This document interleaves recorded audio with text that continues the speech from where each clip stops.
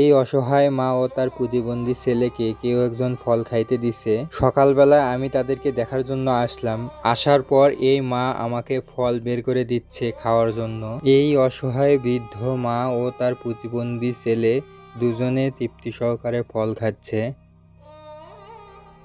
এছাড়াও তাদের জন্য আমরা ব্রয়লার মাংস এনেছিলাম তাদের খাওয়ার জন্য। দেখুন তাদের প্রতিবেশী বেলাল মামা সেই ব্রয়লার মাংসগুলো কেটে তাদেরকে খাওয়ার উপযোগী করে দিচ্ছে, আর এই অসহায় মা পাশে থেকে দেখতেছে। অসহায় মা ও তার প্রতিবন্ধী ছেলের খাওয়ার জন্য আমরা একজন রাঁধুনি রেখে দিয়েছি, তিনি তাদেরকে রান্না করে দেবে। এই দেখুন এই রাঁধুনি প্রতিনিয়তই এই অসহায় মা ও তার প্রতিবন্ধী ছেলেকে রান্না করিয়ে দেয়।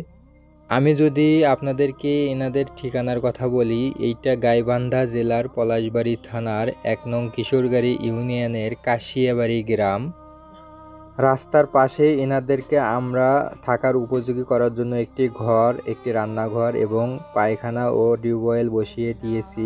এই অসহায় মা সবসময় তার প্রতিবন্ধী সন্তানের সেবা যত্ন করে থাকে। প্রতিবন্ধী সন্তানকে সবসময় গোসল করিয়ে দেয়।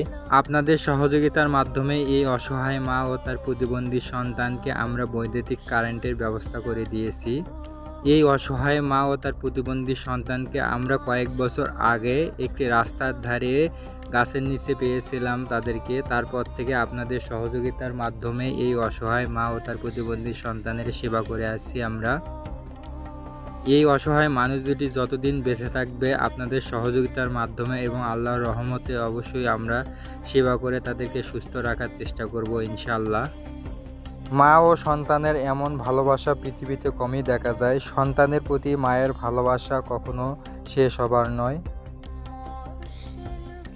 আজ এই পর্যন্তই, ভালো থাকবেন। আল্লাহ হাফেজ। আসসালামু আলাইকুম।